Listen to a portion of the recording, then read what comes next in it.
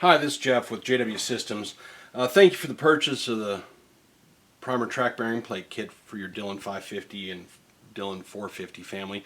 When you get the package, you're going to get the kit with the ball bearing, Allen wrench, the plate, a slip of paper with my email address on there. If you have questions, email me. I try to respond same day, usually within a few hours most of the time. And also there's a link on there if you're for additional troubleshooting documentation on the web.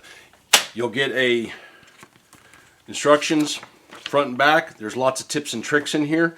Look through them, review it before you do it. You'll find it very helpful. It actually goes into better detail than what I'm going to do. This is just a quick video on how to install the kit. You'll have your Dillon 550 press with your reloading head removed. Makes life a little easier. Make sure your primer tube's empty. I always wear some gloves when I'm doing this, just because you'll be dealing with solvents and grease and stuff to keep your hands clean. Alright, tools needed. Single cut file with a safe side, a Sharpie, some sort of a nut driver that's 7/32 or 5.5 millimeter, 5 by 30 seconds Allen wrench, some Q-tips, your primer follower rod, a little grease, and the kit. Alright, so what we do, we're going to talk real quickly how this works and why it's better, in my opinion, than the factory system. The factory system works good. What comes into play is when it gets old or worn or abused. That's when you start having problems. Two main reasons. One, the two Allen headed bolts in here, if you over tighten them, you will actually cause the thread in the channel to swell, because there's helicoils in there, and as you tighten it up it swells, causing this channel to get tighter, causing it to bind on the primer slide. The other issue is that you'll run into is just the channel itself is very worn, causing the primer slide to have a lot of play. Most of the people who have issues with the priming system will notice that when it comes back, it'll stick or jump or bind, or it doesn't come all the way back and doesn't pick up primers regularly. Those are all symptoms of the priming system. The 550 priming system is super reliable once you have it all tuned in my opinion. But if you have issues, it does not take abuse very well, because it works very well as long as it's not abused. Alright, so now if you look here, this press has gotten this press is, had to have, I don't know, probably in excess of 50,000, 70,000 shells through it over the last 10 years or so, and this is my second press. And you'll notice there's quite a bit of side-to-side play. One of the issues where you get the side-to-side play is because this op rod in the operation pushes the primer slide off to the left as it retracts. Simultaneously, you have a primer return spring here at the bottom that's pulling the primer slide forward, which causes it to tilt slightly, which then causes another source of binding. So you're getting a side-to-side binding and then a tilting binding. So you have these two different forces acting on the primer slide, and that's one of the major reasons that these will start to bind or cause problems. So by having my plate, which is longer, and then the ball bearing on the side, which offsets the side force, that is what makes it work. Okay, so let's go ahead and install it. What we're going to do, remove your primer return spring first, then take your two Allen headed bolts, remove them out.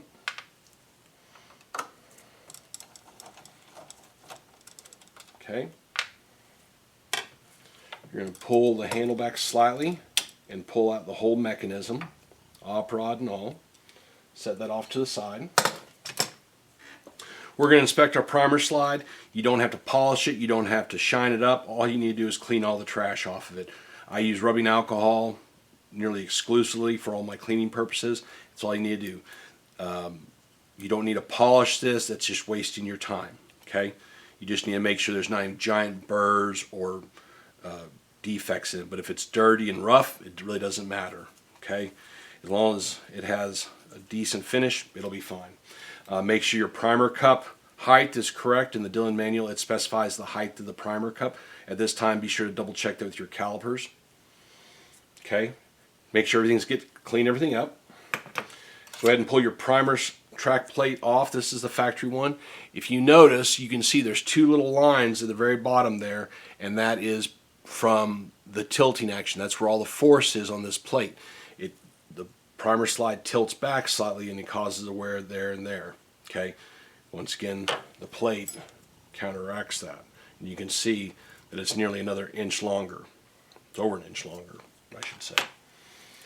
Okay, second thing, pull your op rod out, look over your op rod, make sure it's clean. All the bins are good. This is a wear item. If you still have issues, I have replaced about 5 op rods on this particular press over its life when it starts not coming back fully, because this op rod has to counteract the spring and the weight of the primer slide, and eventually this is going to bend, and it's metal, it's going to fatigue, and you can bend it back, but usually that's just a band-aid solution. So I always recommend keeping an extra op rod on hand because this is a wear item. Okay, your primer shield assembly. Make sure your screw that goes through your primer bracket is tight.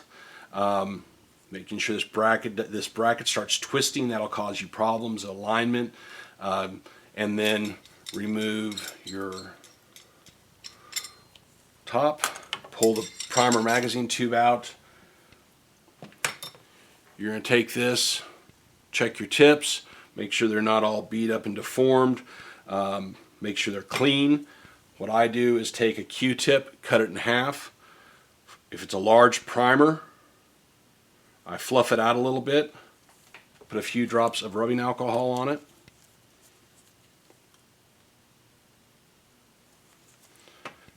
Then I push it through the tube using the primer follower rod that comes with the press, and keep pushing them through till they come out clean. Okay, it looks clean, you're good. If in doubt, replace these tips. These tips are a wear item. Usually once they start acting up, they're trash. So be sure to look at these and inspect them. If in doubt, replace it, pop it off, pop a new one on. Okay? Now, one thing to note about the primer slide. You will not need any springs or spacers on this. If you have a spring or a spacer on this because this ball, the roller goes back and forth, that's because your op rod bracket is out of alignment. So check your op rod bracket, and you may need to adjust it after you get it all put back together. Alright, so we'll open the package up. We'll get our plate out. It may have a little bit of polishing compound residue on there. I polish every one of these up by hand. I have found the polished surface lasts a lot longer than the coated surface. To get a coating to stick, you have to roughen up the surface. Well, I don't want a rough surface. I'm trying to smooth the surface. So by roughing the surface up to put a smooth coating on it doesn't get me anywhere, because the coating is going to wear off, because the coating is much softer than the steel is. So that's why I use polished stainless steel. This is a 300 series, and you buy this once and you're done. Okay. I've had people who get them really use the presses a lot, scratch them up, send it back to me. I polish them up. You just pay the postage. Okay. Put the plate on the press. Pull the handle back. Set your primer slide assembly on there. And while you're doing all this, the most important thing you need to do before you put this all together, and I kind of skipped this, is check your primer shield assembly where these two screw holes are. Okay. Right here, you can see where those helicoils are, and you can see where I drew it on with the Sharpie. That is the area that gets raised and causes binding. So I always mark it with a Sharpie.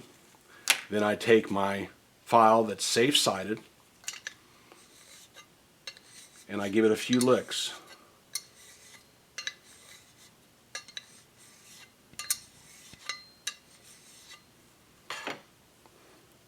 Now, you can see where it's cleaning that up pretty nicely and knocking off those areas. So if you'll see some high spots, you'll see them and you'll see a nice shiny ridge. Just knock that down until it gets nice and smooth. And I recommend you just file it till you get a nice smooth surface. Okay? And there you should have something like that. Okay? Alright. We're going to set this on the primer slide assembly. We're going to loosely put those 2 Allen-headed bolt screws in there. Okay. I'm also going to take my finger and press that track plate up against the press. Some presses are overcut, which that causes some problems for those folks, but those are very few and far between. Alright, get that plate pushed over good. Go ahead and lower your shell plate. Make sure everything's lined up. Make sure your primer cup comes through. Go ahead and tighten up your 2 set screws. When you do this, make sure that you just bump them. You don't need to go He-Man. I just give it a bump so they don't come loose. That's it. Put in our primer shield tube assembly back into the primer assembly. When you screw the cap down, when you screw this cap down, you screw it down until it stops. You don't screw it till it gets tight. You screw it till it touches the top of the aluminum primer magazine tube assembly. Okay?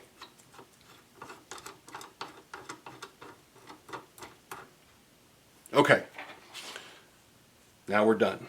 Now, let's hook up our, well, let's do this first before we start hooking everything up. We're going to go ahead and pull the handle down, get everything free.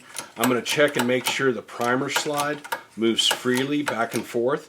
I'll actually give it a little bit of side force, back and forth as I move it, making sure it does not bind in the cutout channel that's in the primer bearing plate here.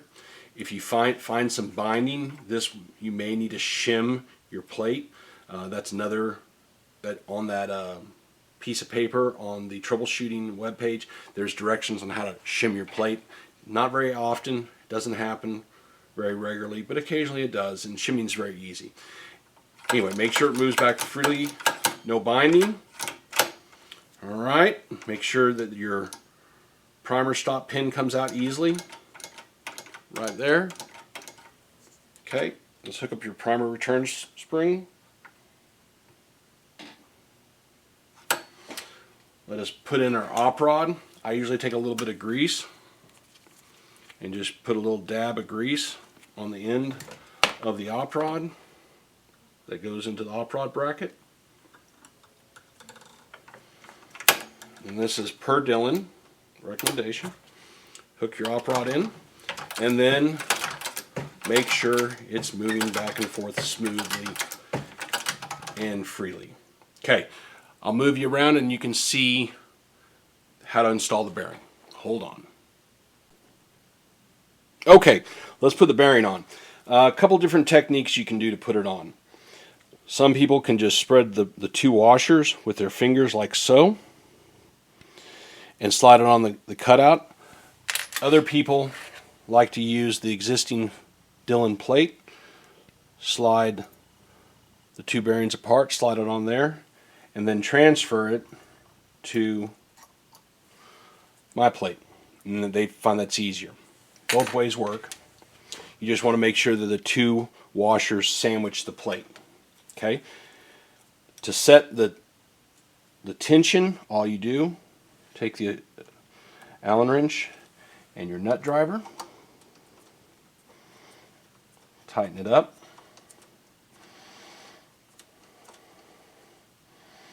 Now, to set your tension, you can do it a couple different ways. When you slide it back and forth, you don't want it far away because then it doesn't touch, and you don't want it pressing up against the slide because it'll cause the slide to bind. So what I do is I just let the bearing touch the side of the bearing of the primer slide, tighten it up. You don't have to go He-Man, it's just a little bitty screw. It won't come loose, I promise. And then you're done. If you can't see the bearing move, take your Sharpie, like so, and then you can see it move back and forth. Sometimes the bearing will only engage in one direction, not the other direction. That's okay. The major thing is when it's fully retracted, you'll notice the amount of play on the primer slide is a lot less. Keeps it going back straight and forth, nice and parallel to the press. And then you're done. You're basically it. Load up some primers. I usually put a couple primers in, test it, make sure it feeds okay. Then once I'm content, then I will fill up a primer tube, put the tool head back on, and go load ammo. And if you like it, please leave me a review on Amazon or Facebook. And if you have any questions, reach out, contact me by email. Like I said, that's the same email I give to everybody in my personal life and in my business world. So that's the quickest way to get a hold of me. Appreciate it. Thank you for your business.